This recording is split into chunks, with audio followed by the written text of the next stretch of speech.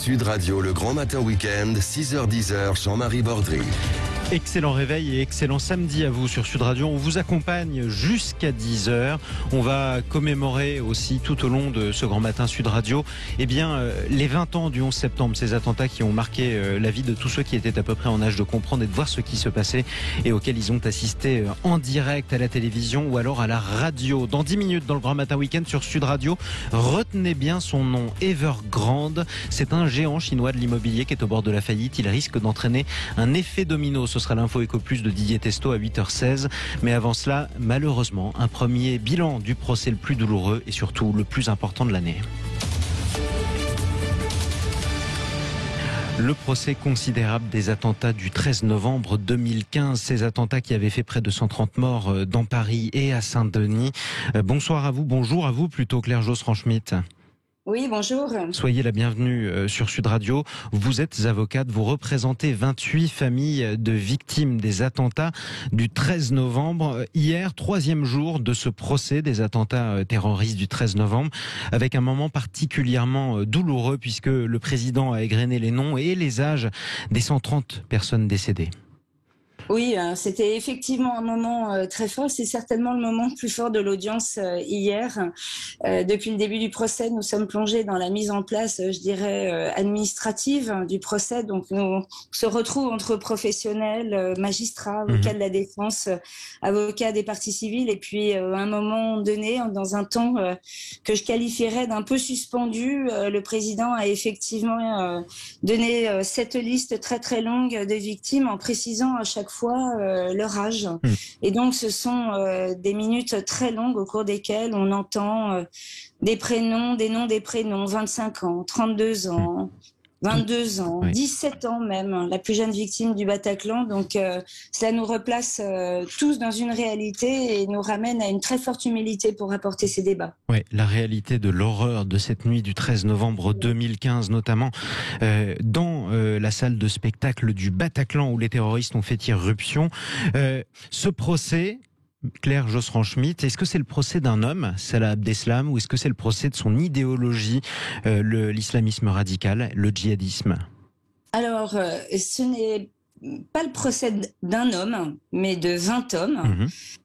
Salah Abdeslam attire évidemment la lumière parce que il est évidemment un des accusés très important parce que c'est le seul rescapé des commandos. Mais ils sont 20 à être jugés, 14 présents en cour d'assises, 11 dans le box.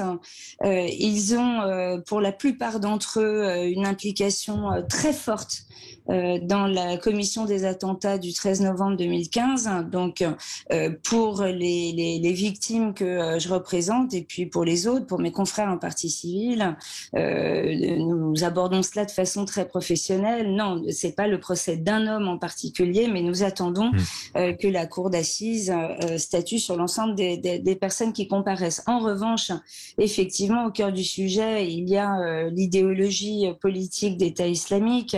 Le fait est que l'on ne juge pas une idée politique. Nous ne sommes pas avocats non plus d'une idée politique, mais nous avons tous bien compris qu'étaient en opposition, et c'est le cœur du sujet, ces deux modes de vie, ces deux idéologies, ces deux façons d'aborder l'existence, puisque d'un côté, nous avons des gens qui voulaient vivre et d'autres qui voulaient mourir. Voilà, c'est ça. Et 130 vies qui ont été fauchées au hasard de la haine de ces commandos. Des personnalités politiques aussi sont amenées à s'exprimer au cours de ce procès, notamment le président de la République de l'époque, François Hollande, d'ici à peu près un mois. Qu'est-ce qu'attendent le plus les familles des victimes que vous représentez, Claire Josserand-Schmitt ? Alors, sur ce sujet, moi je ne suis pas à l'origine de la citation de François Hollande. Nous sommes 280 avocats de partie civile, donc nous, là encore, nous défendons des gens qui ont des sensibilités différentes, mais nous-mêmes avocats, nous n'abordons pas de la même façon ce procès.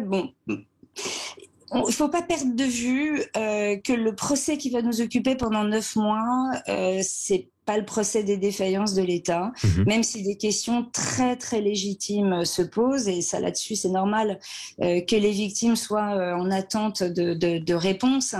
Un procès criminel, c'est le procès de personnes accusées, contre lesquelles il existe des charges, et en l'occurrence très lourdes, d'avoir participé à un crime, et en l'occurrence les attentats.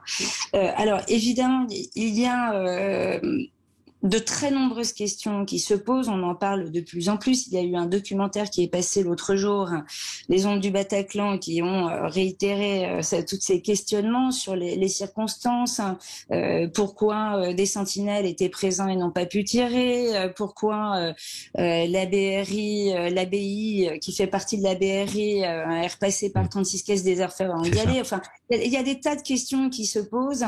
Les victimes, certaines en tout cas, ont voulu profiter de ce procès pour obtenir des réponses, mais il faudra pas se tromper de rendez-vous. C'est pas.